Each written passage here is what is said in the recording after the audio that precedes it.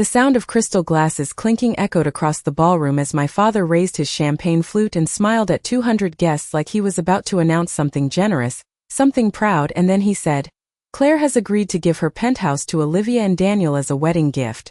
And just like that, my life was reduced to a round of applause I never signed up for. My name is Claire Whitmore. I'm 31 years old.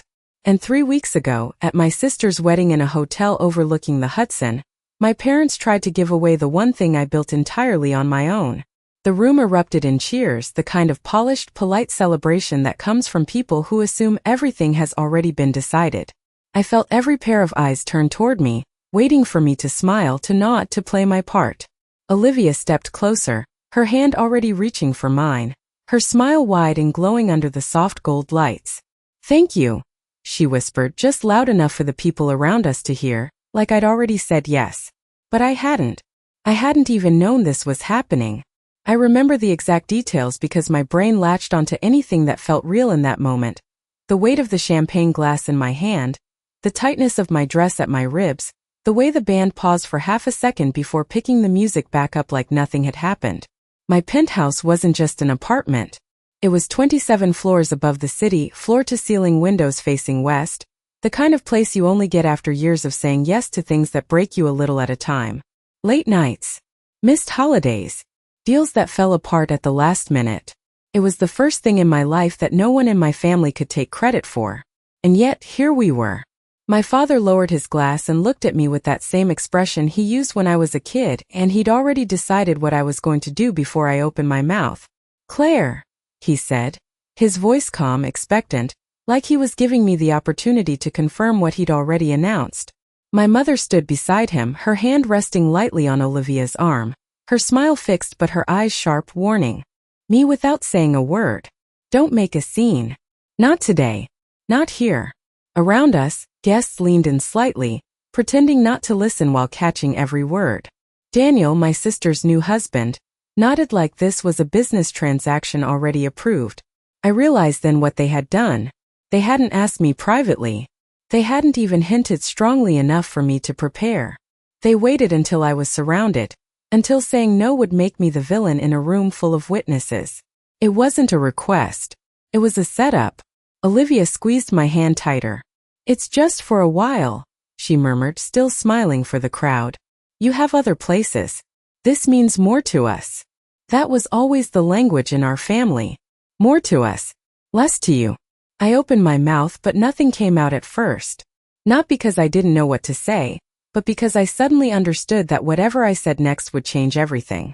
And then as I shifted my plate slightly on the table beside me, something caught my eye. A cream-colored envelope, tucked just beneath the edge of my charger plate.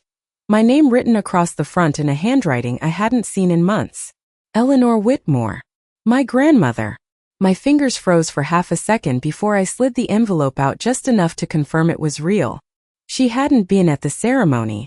Everyone said it was because she was too tired to travel. But now, in a room where my parents were giving away something that wasn't theirs, she had somehow found a way to be present. I didn't open it. Not yet. Because in that moment I realized something else. Whatever was inside that envelope, my grandmother had already anticipated this exact situation. And my family had no idea.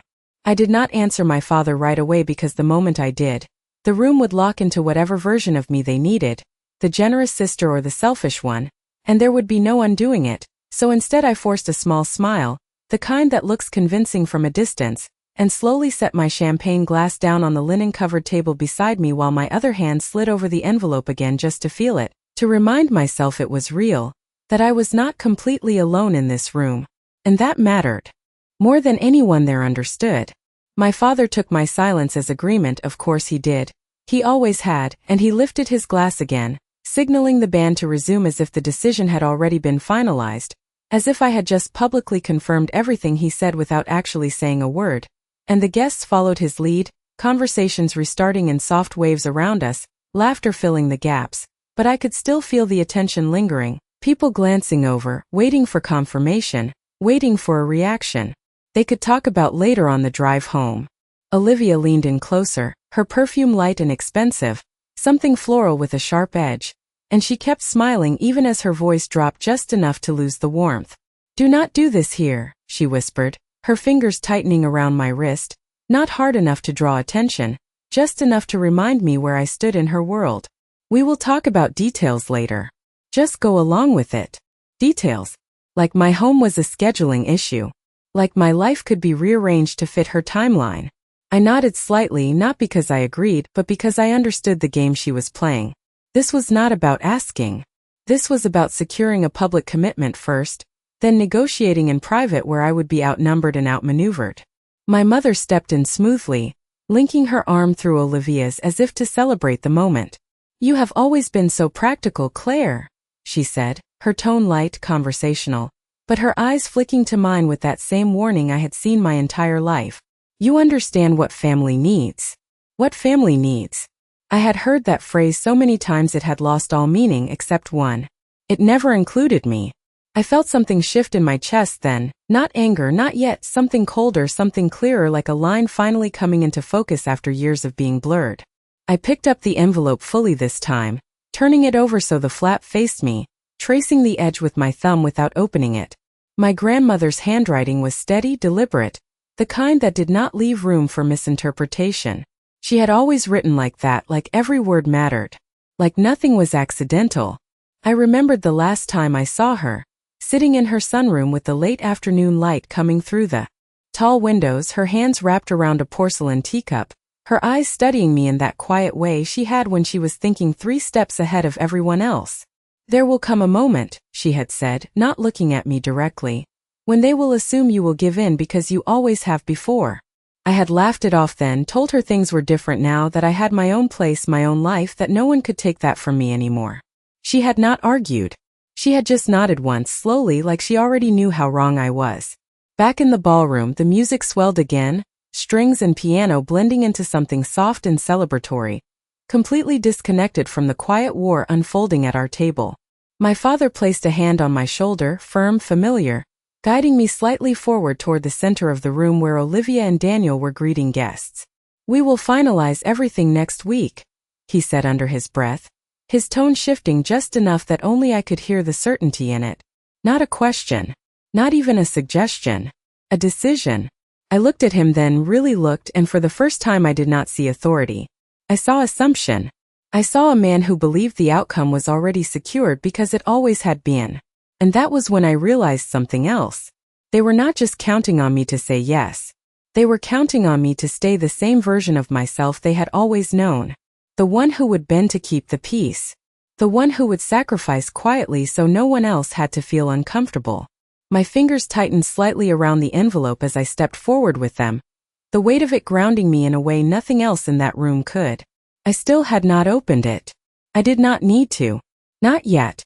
Because whatever my grandmother had written inside, I was starting to understand that this moment, this exact moment, was the one she had been preparing me for. And for the first time in a very long time, I was not sure my family understood what they had just set in motion. I still had not opened the envelope when the first toast began, and for a moment I let the sound of it wash over me, the laughter, the clinking glasses, the soft echo of voices bouncing off the high ceiling, because if I focused too much on what had just happened, I might react too soon. And reacting too soon had always been my mistake in this family. It had always been the moment they used to frame me as difficult, emotional, ungrateful, so I stayed quiet, and instead I let my mind pull backward, because understanding this moment meant remembering exactly how we got here. There were 2 versions of daughters in the Whitmore family, and I learned that difference before I was old enough to name it. Olivia was the kind of child people noticed immediately, confident, charming, the kind who could walk into a room and make adults laugh within 5 minutes. While I was the one who sat at the edge of the table, listening more than speaking, observing more than performing, and in our house performance mattered. My father used to say that success was not just about what you achieved, but how well you presented it, and Olivia understood that instinctively. She knew how to package herself in a way that made people invest in her, emotionally, financially, socially, and my parents rewarded that. I remember one Christmas when I was 14 and Olivia was 16, she got a brand new car with a red ribbon on top, parked in the driveway like something out of a commercial, and I got a leather planner, not even a new one my father said would help me become more organized, more efficient, more useful.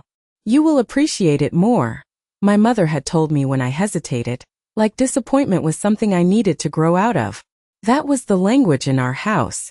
Olivia deserved. I needed to understand. Over time, the pattern became so consistent it stopped surprising me. Vacations were scheduled around Olivia's preferences, colleges were chosen based on her potential, conversations at dinner revolved around her achievements, her friends, her future, while mine were summarized in a sentence or two, if they were mentioned at all. It was not that I was ignored completely. It was that I was acknowledged just enough to function but never enough to matter. And I adapted. I stopped asking for things I knew would be denied. I stopped volunteering information that would be dismissed. I learned to build quietly, to succeed in ways that did not require their validation, because I understood early that validation from them came with conditions I could never fully meet. By the time I was in my mid-20s, I had already separated most of my life from theirs, different city, different network, different expectations, and when I bought the penthouse I did not tell them until after the paperwork was signed. Not because I wanted to hide it, but because I did not want it to become something they could influence. I remember the first time they saw it, my father walking through the space with his hands behind his back, nodding slowly, assessing it like an asset rather than a home, while my mother commented on how it could be used for hosting, for events, for appearances, and Olivia stood by the windows, looking out at the skyline like she was already imagining herself living there. "It is a lot of space for one person," she had said casually, not looking at me, just stating it like an observation, but I heard the implication underneath. It should be shared. It should be repurposed. It should not belong entirely to me. At the time I let it go. I told myself they did not understand what it represented, the years behind it, the choices, the sacrifices, the nights I chose work over everything else because I believed that if I could just build something solid enough, something undeniable, they would finally see me differently.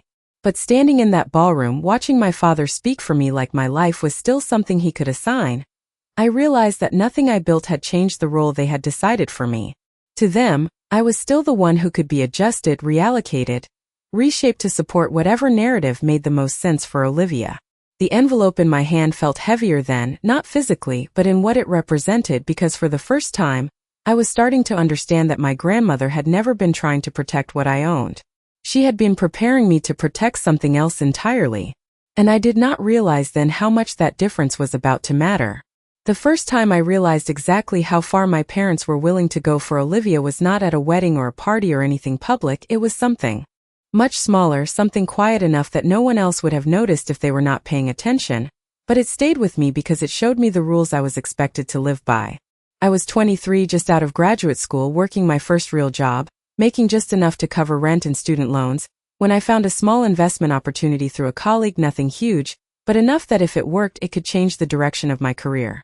I spent weeks putting together the numbers, running projections late into the night, convincing myself it was worth the risk, and for the first time I considered asking my parents for help, not because I needed them, but because I thought maybe this could be something we built together, something that made me part of the family in a different way.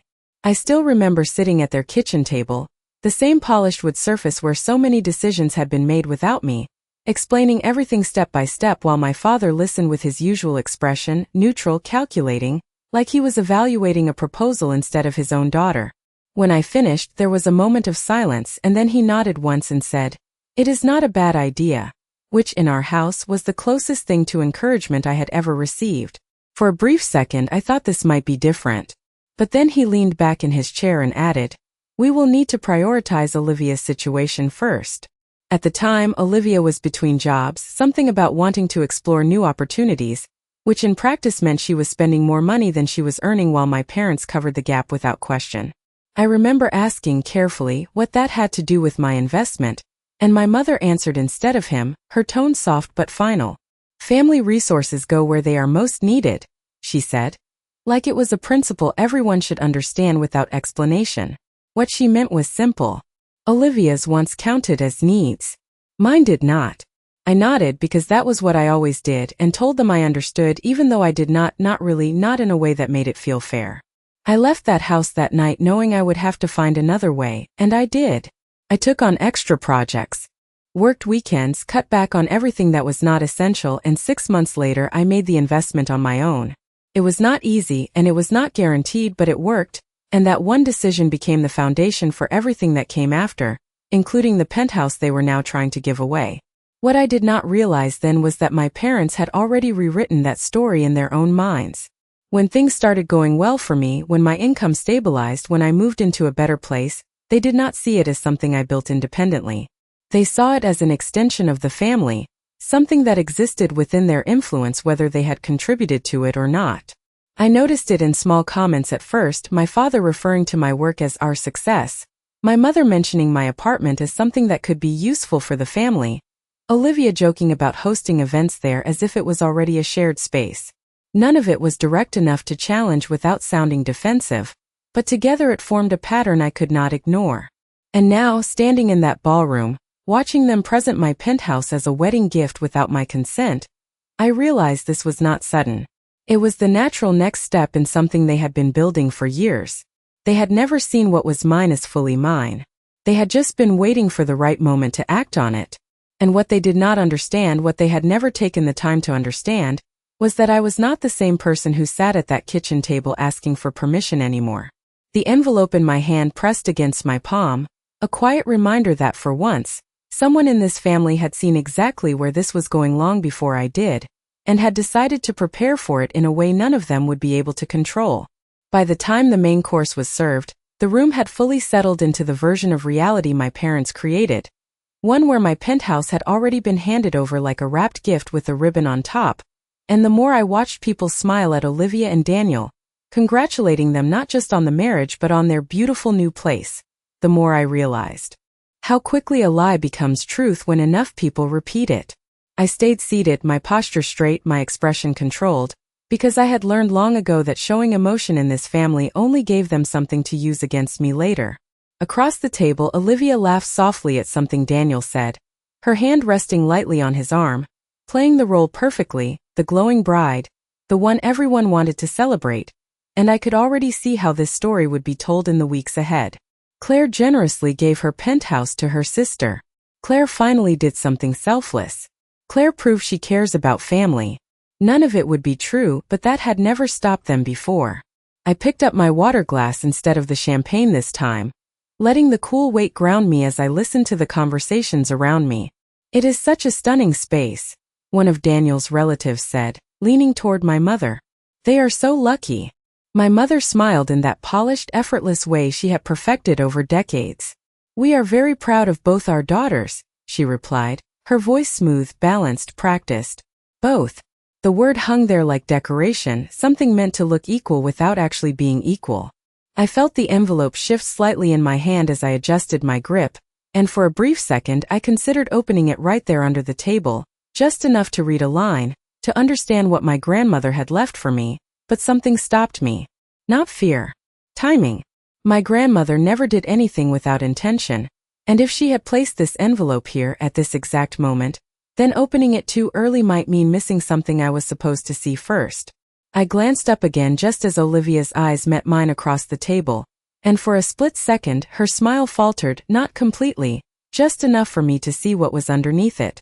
Calculation. She was watching me, measuring, waiting to see if I would fall into place the way I always had. That was when I understood that this was not just about the penthouse. It never had been. This was about confirming that nothing had changed, that no matter what I built, no matter how far I moved beyond them, I would still come back and fit into the role they assigned me when it mattered most. My father leaned slightly toward one of Daniel's business associates, already discussing future plans, mentioning the location of the penthouse like it was an asset now tied to the new couple, something that could be leveraged, used, expanded. He did not hesitate. He did not pause. He did not even glance at me to confirm, because in his mind confirmation had already happened. That was the part that hit me the hardest. Not the demand itself but the certainty behind it. The assumption that I would not resist in any way that truly disrupted the narrative. I set my glass down carefully and let my fingers rest on the edge of the envelope again, feeling the slight ridge where the paper folded, and for the first time since this all began, I let myself breathe a little deeper. Because beneath the pressure, beneath the expectation, there was something else now. Not just awareness but clarity. I did not need to rush. I did not need to react on their timeline. They had built this moment to corner me, to force a decision in public, but what they did not realize was that I was no longer operating inside the same rules. I looked around the room one more time, taking in the details I might need later, the faces, the positions, the witnesses, the exact setting they chose to make this announcement, because if this was going to play out the way I was starting to think it might, then every one of those details would matter. And then I looked down at the envelope again, my thumb finally sliding under the flap just slightly. Not enough to open it yet, just enough to feel the edge give, and I realized something I had not fully accepted until that moment. Whatever was inside this envelope was not just a message. It was leverage. And my grandmother had not left it for me by accident. I finally opened the envelope when the second round of toasts began, not dramatically, not in a way that would draw attention, just a quiet motion under the table as the room shifted its focus toward the best man. Because if there was one thing my grandmother had taught me, it was that the most powerful moves rarely looked like moves at all, and as the paper slid free into my hand, I felt that same deliberate weight in the texture, thick, high-quality stock, the kind she always used for things that mattered. The first line stopped me before I even reached the second. Claire, if you are reading this tonight, then they have already crossed a line they believe you will not defend. I did not react outwardly, but something inside me settled into place with a clarity I had not felt before, because she had not just predicted a situation, she had predicted the exact mindset behind it. I continued reading slowly, keeping my expression neutral as the laughter around me rose and fell in waves. What they are trying to take is not the property. It is your authority over your own life. The property is only the easiest way to do it. I glanced up instinctively, my eyes moving across the table to where my father stood again, one hand resting confidently on the back of Olivia's chair as he spoke to a group of guests. His posture relaxed, certain, completely unaware that the foundation of his assumption had already begun to shift. My eyes moved to Olivia next, still smiling, still playing her role perfectly, but now I could see it more clearly, not just confidence but expectation, the quiet certainty that she would walk away from this night with exactly what she wanted because that was how things had always worked. I looked back down at the letter. You have spent years proving you can build something on your own. What you have not practiced enough is protecting it when someone decides they deserve it more. The words did not feel harsh. They felt precise. Accurate in a way that left no room to argue. I turned the page carefully, making sure the movement stayed subtle. I have arranged for a representative to be present tonight. You will recognize them when you need to. Do not rush. Let them reveal themselves at the correct moment. My heartbeat shifted slightly then, not faster, but more focused, like everything around me had sharpened into something I could finally navigate instead of endure. A representative. That meant this was not just a message. It was a plan already in motion. I scanned the room again, this time differently, not as someone being watched, but as someone observing, cataloging faces more carefully, searching for someone who did not quite fit the role of guest, someone who was waiting rather than celebrating. There were several possibilities, a woman near the back speaking quietly with a staff member, a man in a dark suit standing slightly apart from the main group, his attention not on the couple but on the room itself, measured, patient. I did not stare. I did not confirm. I just noted them. I returned to the letter. They will try to use time and audience against you. That is why you must choose both more carefully than they do. The moment matters as much as the decision.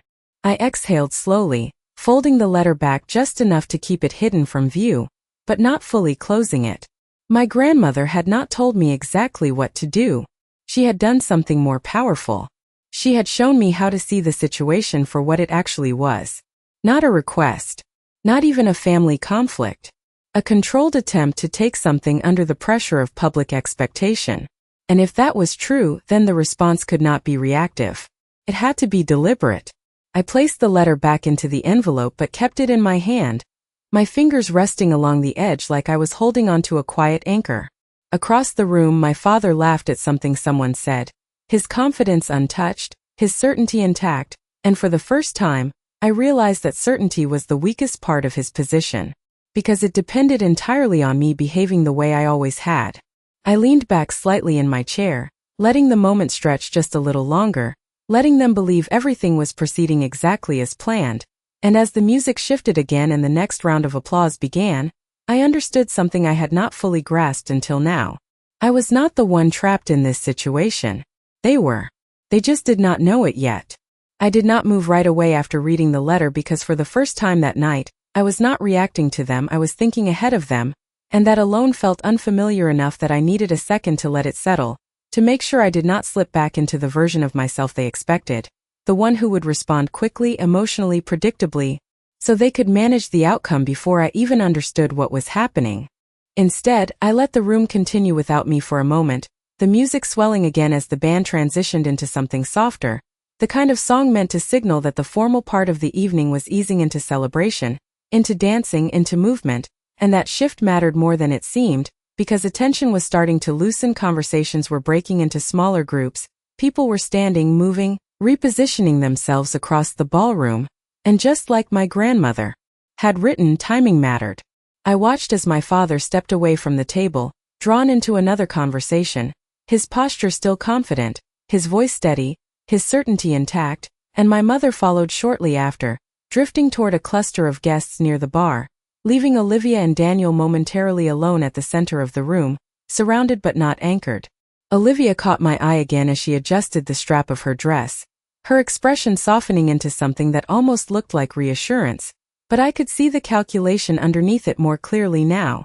She thought the hardest part was already over. She thought the public announcement had locked me in. She thought the rest would be handled quietly later on their terms. I stood up slowly, smoothing my dress just enough to make the movement look natural, unremarkable, and stepped away from the table without drawing attention, the envelope still in my hand, now folded once more but not sealed, like a conversation waiting to continue. I did not walk toward my parents. I did not walk toward Olivia. I moved toward the edge of the room instead, toward the quieter spaces where observation was easier and expectations were lower, because if someone was here tonight on my grandmother's behalf, they would not be standing in the center of attention. They would be watching, waiting exactly as I was now. As I passed a group of guests near the dance floor, I caught fragments of conversation, compliments about the venue, about the flowers, about Olivia's dress, and then quietly, almost as an afterthought, someone mentioned the Penthouse again, how generous it was, how rare it was to see a sibling make that kind of sacrifice, and I felt the weight of those words settle differently this time, not as pressure but as evidence. Evidence of how quickly a narrative can be constructed when no one challenges it. Evidence of how much there was to dismantle if I chose to do it in the right way.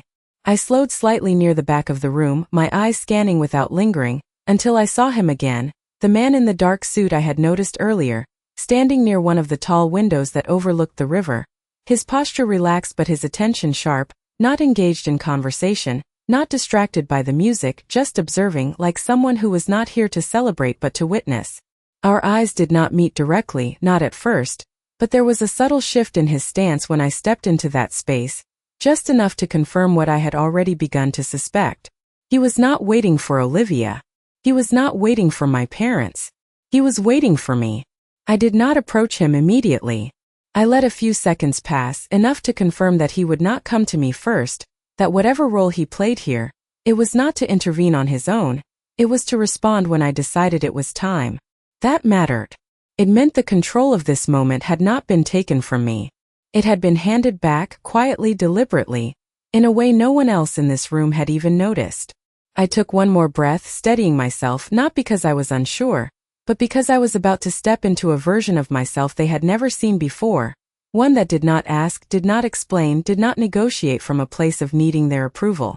And as I finally turned slightly toward the man by the window, the envelope still resting in my hand, I realized something my grandmother must have known all along. The moment they believed they had already won was the exact moment they stopped paying attention, and that was when everything became possible. I closed the distance between us slowly, not because I was hesitant, but because I wanted to make sure I stepped into this moment exactly the way my grandmother intended, controlled, deliberate, without urgency, and as I approached the man by the window, he turned just slightly before I spoke, like he had been expecting the timing down to the second. "Ms. Whitmore," he said quietly, his voice calm, measured, with a kind of professional restraint that immediately set him apart from everyone else in the room, and that was all the confirmation I needed. He did not introduce himself right away, and I did not ask because the letter had already told me enough. "You were expecting me," I said, keeping my tone even, my posture relaxed, as if this was just another polite exchange between guests. He gave a small nod, almost imperceptible. "Your grandmother believed you would recognize the moment when it arrived," he replied. his gaze steady but not intrusive, respectful in a way that felt intentional. I held up the envelope slightly, not enough for anyone else to notice, just enough for him to see. "She left instructions," I said. "She always did," he answered, and there was something in that response that carried weight, not just familiarity but trust, like he had been part of her plans long before tonight. I glanced briefly back toward the center of the room, where Olivia was now surrounded by a new group of guests, laughing, accepting congratulations, completely at ease in the version of reality she believed was already secured, and my father stood nearby, speaking confidently, his hand occasionally resting on Daniel's shoulder as if sealing some unspoken agreement between them. They had moved on from the announcement. They had moved on from me. That was their mistake. "How does this work?" I asked quietly, turning my attention back to him. He did not answer immediately. Instead, he reached into the inner pocket of his jacket and pulled out a slim folder, the same cream tone as the envelope, understated, precise. "Your grandmother anticipated a situation in which you might be pressured to transfer or share control of your property under social or familial expectation," he said, his words carefully chosen, each one landing exactly where it needed to. "She put protections in place to prevent that from happening without your explicit and documented consent." I felt something shift again, deeper this time, not surprise but confirmation, because this was no longer about interpretation or emotion. This was structure. This was something built to hold under pressure. "What kind of protections?" I asked. He opened the folder just enough to reveal a page, not fully, just a glimpse, but it was enough to see the heading, legal language, formal binding. "Your penthouse is held within a controlled ownership structure that includes conditional clauses tied to external influence," he explained. "Any attempt to transfer, gift, or reassign the property under coercion or public pressure automatically triggers a review process that freezes all transactions until independent verification is completed." I did not react outwardly, but internally everything aligned. My grandmother had not just anticipated the request. She had anticipated the method, the pressure, the audience, the exact way they would try to force my hand. "So what happens now?" I asked, my voice steady, even though I could feel the significance of the moment settling around me. He closed the folder carefully. "That depends on you," he said. "If you choose to proceed with their request, the process will require formal documentation, private consultation, and a waiting period. It cannot happen tonight." A pause, just long enough for the implication to land. "And if I do not?" I asked. This time his answer came without delay. "Then nothing changes," he said simply. "The property remains entirely under your control, and any public statements suggesting otherwise have no legal standing." I looked back toward the room again, the music, the laughter, the carefully constructed image of a perfect evening continuing without interruption, and for the first time I saw it differently, not as something I was inside of, but as something I could step outside of at any moment. They had built this entire situation on the assumption that I would respond immediately, that I would either agree or refuse in a way that played directly into their narrative, but what they had not accounted for was this time, structure, boundaries they could not override with pressure or expectation. I let out a slow breath, feeling the tension that had been building since the first toast finally settle into something steadier, something controlled. "My grandmother knew exactly how they would do this," I said quietly. He gave a slight nod. "She always did," he replied. I tightened my grip on the envelope just slightly, not out of fear but out of awareness, because this was no longer about reacting to what they had done. This was about deciding how I wanted this to end, and for the first time that night I realized something with complete clarity. I was not here to defend what was mine. I was here to decide what they would lose when they realized they could not take it. For a moment, I did not move after he finished speaking. Because what he had just given me was not just information, it was space, space to choose, space to think, space my family had been trying to take away from me since the moment my father raised that glass, and I realized that was the one thing they could not control anymore. I nodded once, a small, deliberate acknowledgement. "Thank you," I said, keeping my voice low, measured, as if this had been nothing more than a brief clarification between acquaintances. He inclined his head slightly in return, already stepping back into the role of observer, no longer the focus, just as my grandmother intended, present but invisible unless needed. I turned away from the window and walked back toward the center of the room, but everything looked different now. Not because anything had changed, but because I understood the structure behind it. The laughter, the music, the soft glow of chandeliers reflecting off polished glass. It all felt like a stage, carefully arranged, carefully lit, and for the first time, I could see where the seams were. My father noticed me first as I approached, his expression shifting slightly, not concern, not yet, just a subtle recalibration, like he was checking whether I had fallen back into position the way he expected. "There you are," he said, his tone light but edged with something firmer underneath. We were about to move on to the next toast. Of course they were. Keep things moving. Do not give me time. Do not give me space. I gave a small smile, the same controlled expression I had worn all evening. "I just needed a moment," I replied, my voice calm, steady, giving him nothing to push against. Olivia turned toward me then, her smile immediate, practiced, but her eyes searching, sharper now. "Everything is fine, right?" she asked, her tone soft enough for those nearby to hear reassurance, not conflict. She was still managing the room, still protecting the version of the story they had already set in motion.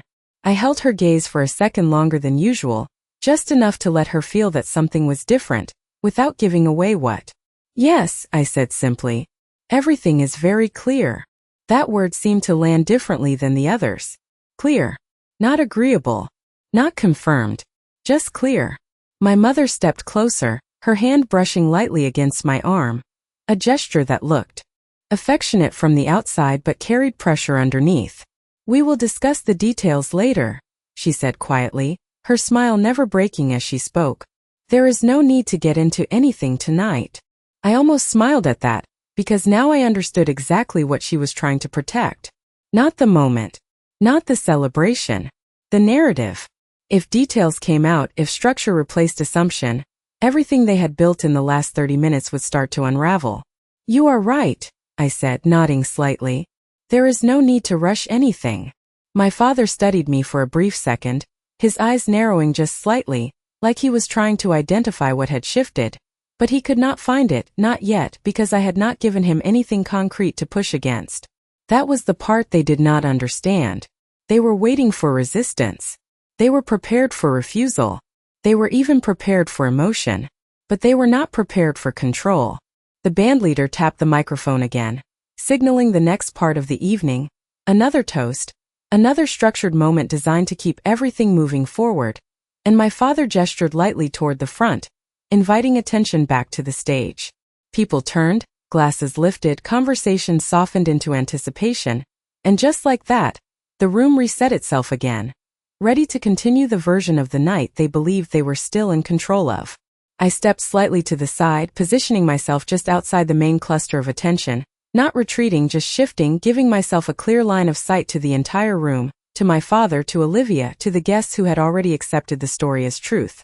I felt the envelope still in my hand, the edge of it pressing lightly against my fingers, a quiet reminder of what actually mattered beneath all of this. They thought the decision had already been made. They thought the outcome was locked in. They thought I would either confirm it or challenge it in a way they could manage. But what they did not realize, what they had not even considered, was that I had already stepped outside the frame they built for me. And once you step outside of something like that, once you see it clearly, you do not go back to playing your role inside it. You decide when and how the story changes. And as the next toast began and all eyes turned forward again, I realized something that settled over me with absolute certainty. I did not need to stop what they were doing. I just needed to choose the exact moment to let them realize it was never going to work. The next toast was supposed to be simple, something light, something sentimental, the kind of speech that gently transitions the night from formal celebration into something softer. But as I listened to Daniel's best man talk about loyalty and partnership, I realized how carefully words could be used to reinforce a narrative without ever stating it directly, because halfway through his speech, he smiled toward Olivia and said, "Some people just know how to build a life together. And sometimes, they are lucky enough to have family who supports that vision completely." And the room responded exactly the way it was meant to, a warm ripple of agreement, a collective assumption that everything being said was already true. I watched my father nod along, satisfied, my mother's expression soft and approving, Olivia leaning slightly into Daniel as if everything around her was unfolding exactly as planned, and for a brief second, I saw how easy it would be to let this continue, to say nothing, To let the story finalize itself without resistance, because silence would cost me less in the moment. No confrontation. No disruption. No attention. Just one quiet sacrifice that would become permanent the second I allowed it. That was how it had always worked before. Small concessions that turned into permanent expectations. I shifted my weight slightly, grounding myself again, and let my fingers press more firmly against the envelope in my hand, not to open it, not yet, but to remind myself that this was not the same situation, not the same version of me, not the same outcome waiting at the end of this. The speech ended, applause followed, and as people lifted their glasses again, the energy in the room rose just enough to create the perfect opening.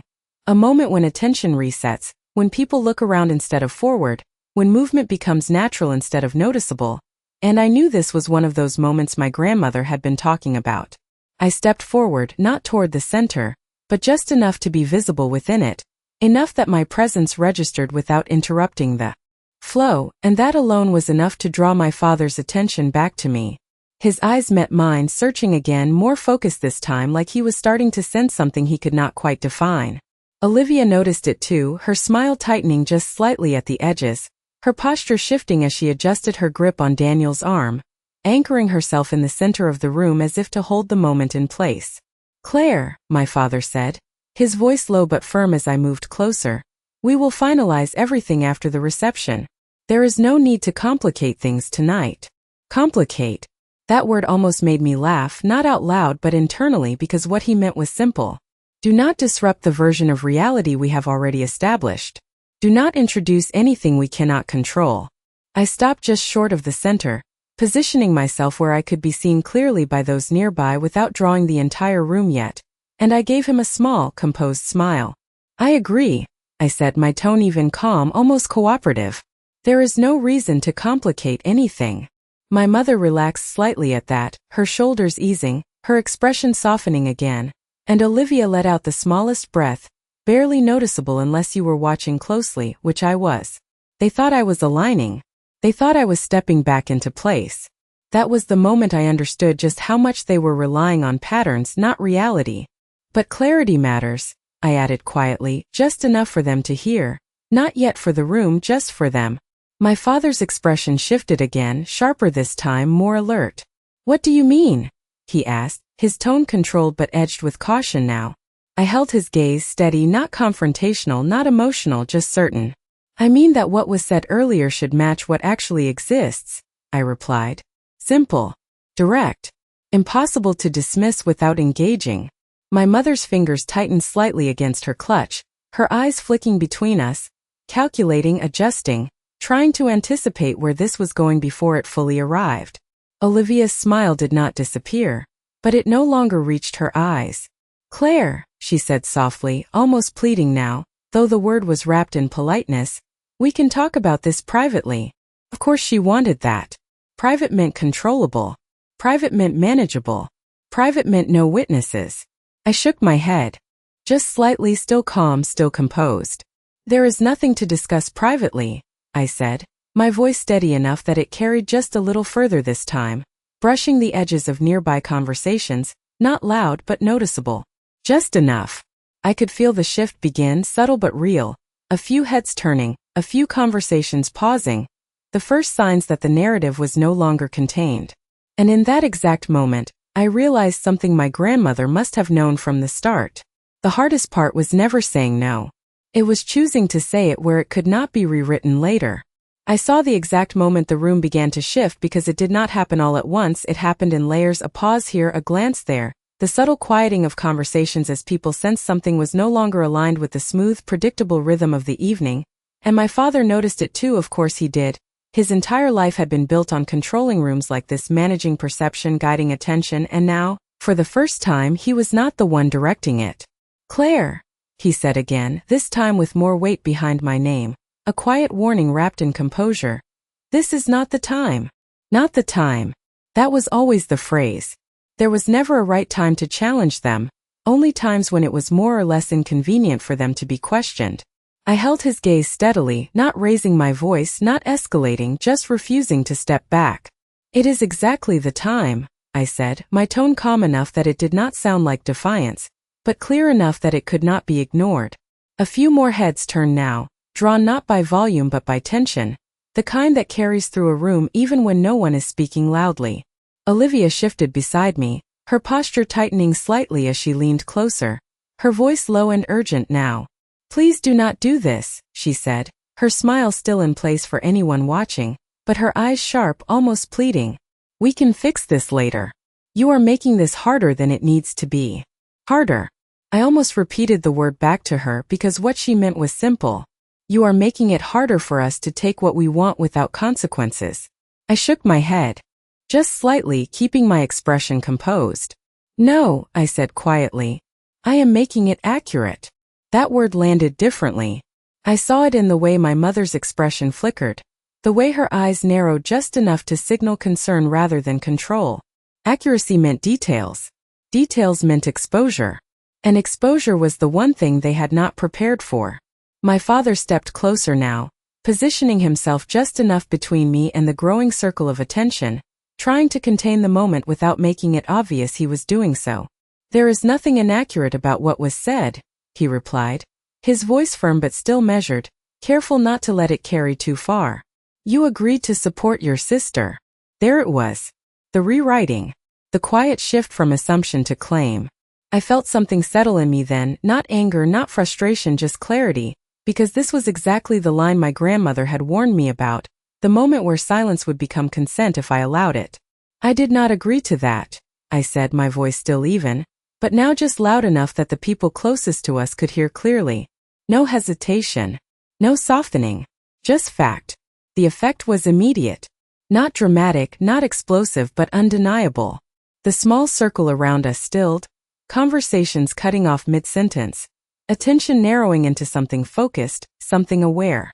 Olivia's grip on Daniel's arm tightened slightly, her smile finally faltering for more than a second. My mother's hand moved instinctively toward my father's sleeve. A subtle signal: adjust, control, recover. But there was nothing to recover yet because nothing had been resolved. "Claire," my father said again, his tone sharper now, the edge no longer hidden. "Do not create a misunderstanding where there is none."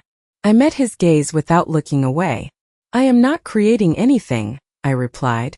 "I am correcting it." The words hung there, simple, precise, impossible to reinterpret without addressing them directly. That was the shift. That was the break in the pattern. I was no longer responding to their version of events. I was defining my own. I could feel the room adjusting around us, not fully focused yet, but no longer indifferent. People watching more openly now, sensing that something real was unfolding beneath the polished surface of the evening. Olivia stepped forward slightly, her voice softer again, trying to pull the moment back into something manageable. "It is just a misunderstanding," she said, her tone gentle, almost reassuring. "Claire has always been supportive. She just needs a little time to think about the details." Details again. Always details when they wanted to delay, to reposition, to regain control. I let a small pause settle before I spoke again, just enough to let the tension hold. "There are no details to think about," I said calmly, "because there is nothing being given." And in that moment I saw it clearly, the exact second their certainty cracked, not fully, not visibly to everyone yet, but enough that they felt it, enough that they realized this was no longer a situation they could guide quietly to the outcome they wanted. But what they did not understand yet, what none of them understood yet, was that this was only the beginning of what was about to come. The silence that followed did not feel like an explosion, it felt like pressure, contained but unmistakable, the kind that makes people stop mid-thought and listen more carefully than they intended to, and I could see it spreading outward in small, precise shifts, conversations pausing, glances turning into attention, attention turning into focus, and suddenly the space my parents had used to control the narrative was no longer theirs alone. My father straightened slightly, adjusting his posture the way he always did when something slipped outside his control. Not panicked, never that, but sharper, more deliberate. "Claire," he said, his voice firm now, no longer trying to soften the moment. "You are overreacting. This is a family discussion, not something to turn into a spectacle." Spectacle. I almost smiled at the word because he was the one who had turned it into one the moment he made that announcement in front of 200 people. "You made it public," I replied evenly. "I am just making it correct." That word again, correct, simple, neutral, but impossible to dismiss without engaging with the truth behind it. I could see the calculation happening in real time now, my mother's eyes moving quickly, assessing the room, measuring how much attention had shifted, how much control had already been lost, and Olivia, for the first time that night, was no longer managing the moment, she was reacting to it. "Claire, please," she said, her voice softer, but now carrying a strain that had not been there before. "This is my wedding. Do not do this here." There it was, the shift in tactic, from assumption to appeal, from control to emotion, trying to reposition me as the one causing harm if I continued. I held her gaze steady, not unkind but unmoved. "I am not doing anything to your wedding," I said calmly. "I am responding to what was done to me at it." That distinction mattered, and I let it sit there for a moment, long enough for it to be understood, not just by them, but by the people close enough to hear. My father exhaled slowly, a controlled breath, the kind that signals a change in approach, and when he spoke again, his tone had shifted, not softer but more precise, more strategic. "Then let us be clear," he said, his voice carrying just slightly further now, no longer contained to our small circle, because if this was going to happen, he would try to shape it rather than avoid it. "You are refusing to support your sister on her wedding day." I felt the weight of that framing immediately, the way it positioned me, not as someone protecting what was mine, but as someone withholding something expected, something generous, something family should provide. It was a clean move. Effective. Familiar. I let a brief pause settle before answering, not rushing, not reacting, just choosing the exact words. "No," I said, my voice steady, clear enough to carry now without needing to raise it. "I am refusing to let you give away something that is not yours." That was the line. That was the point where everything shifted from interpretation to fact. I could feel it in the room, the way attention sharpened, the way people leaned in slightly without realizing it, because now this was no longer vague, no longer implied. It was defined. Olivia's expression tightened, her composure slipping just enough that the contrast became visible, and my mother's hand dropped from my father's sleeve, her focus narrowing completely on me now, no longer trying to manage perception, but trying to anticipate outcome. And then, without raising my voice, without changing my posture, I did something I had not done yet that entire night. I lifted the envelope slightly into view, not high, not dramatic, just enough that it was no longer hidden, just enough that it became part of the moment. "And before anything else is said," I added calmly, "there is something you should all know." The words did not need volume. They needed placement. My father's eyes flicked to the envelope, recognition not immediate, but curiosity sharp, my mother's expression shifting again, this time into something closer to concern, and Olivia, for the first time since the evening began, looked uncertain, not because she understood what was coming, but because she realized she did not. I let the silence stretch just a second longer, letting the room settle into the space I had created, because this was the moment my grandmother had prepared for, not the refusal, not the confrontation, but this, the point where truth could no longer be redirected once it was introduced. And as I finally slid my thumb under the flap again, this time without stopping, I understood exactly why she had chosen this method, this timing, this setting, because once this was opened in front of all of them, there would be no version of the story they could rewrite afterward. The flap opened smoothly under my thumb, and for a second everything else in the room seemed to fall away, not because the noise stopped, but because my focus narrowed so completely that nothing else mattered except the words in my hand and the moment I was about to release them into a room that was no longer prepared for what was coming. I pulled the letter free, unfolding it just enough to read clearly, and then I looked up, not at my father, not at Olivia, but at the space between them, where attention had already gathered, where the silence had settled just enough that what I said next would carry further than anyone expected. "This is from Grandma Eleanor," I said, my voice calm, steady, not raised, but clear enough that the people closest to us heard it immediately, and that was all it took for the next layer of attention to shift outward, for the room to lean in without realizing it. My father's expression tightened, not dramatically, just enough to show that this was no longer within his control, and my mother's eyes fixed on the letter like she was trying to calculate what it could contain before I even spoke. Olivia did not move, but the confidence in her posture had changed just slightly, just enough that it was no longer absolute. I glanced down at the page, letting one breath pass before I began, not rushing, not dramatizing, just stating. If this letter is being read in a situation where Claire is being pressured to transfer or share control of her property, Then I want it made clear that no such request holds any authority, legal or otherwise. I read, the words precise, unmistakable, and as they landed, I could feel the shift ripple through the room, subtle but undeniable. I did not stop there.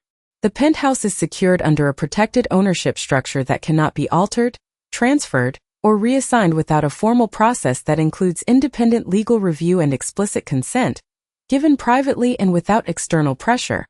I continued, each word reinforcing the last, each sentence removing another piece of the narrative they had built. I looked up then, not to check their reactions but to anchor the moment, to make sure there was no space for reinterpretation. Any public statements suggesting otherwise are invalid. I added, my voice still even, still controlled, but now fully present in the room. The silence deepened, not empty, but full of understanding, of realization, of the slow collapse of an assumption that had been presented as fact just minutes earlier. My father opened his mouth slightly, then closed it again, the calculation happening too quickly to form a response that would hold under the weight of what had just been said. My mother's composure held, but only just, her posture more rigid now, her expression no longer soft but fixed. Olivia's gaze dropped for a fraction of a second before returning to me, and in that brief moment I saw it, not anger, not even frustration but uncertainty, the first crack in something she had believed was already decided. I folded the letter once more, not rushing, not hiding it, just closing it with the same control I had opened it with, and let my hand lower slightly. There is also a representative present tonight to confirm this, I added, not loudly but clearly enough that it reached beyond our immediate circle, and as if on cue, the man near the window stepped forward, not dramatically, not abruptly, just a measured movement into visibility, enough to shift the dynamic without needing to announce himself. That was all it took. Not a speech, not an argument, just presence. Just confirmation. The room did the rest. The narrative shifted in real time, not because I forced it, but because it could no longer hold against what had been introduced. I looked at my father then, meeting his gaze directly, not with defiance, not with anger, just with clarity. Nothing was ever being given, I said quietly. It was never yours to offer. And that was it. No raised voices. No dramatic exit. Just a correction placed exactly where it could not be undone. The music did not stop, the lights did not change, the wedding did not end, but the balance in that room had shifted completely, and for the first time in my life I was not the one adjusting to it. They were. And as I stood there, the letter still in my hand, I realized something that stayed with me long after that night ended. My grandmother had not given me something to fight with. She had given me something better. She had given me a way to end the argument before it ever truly began.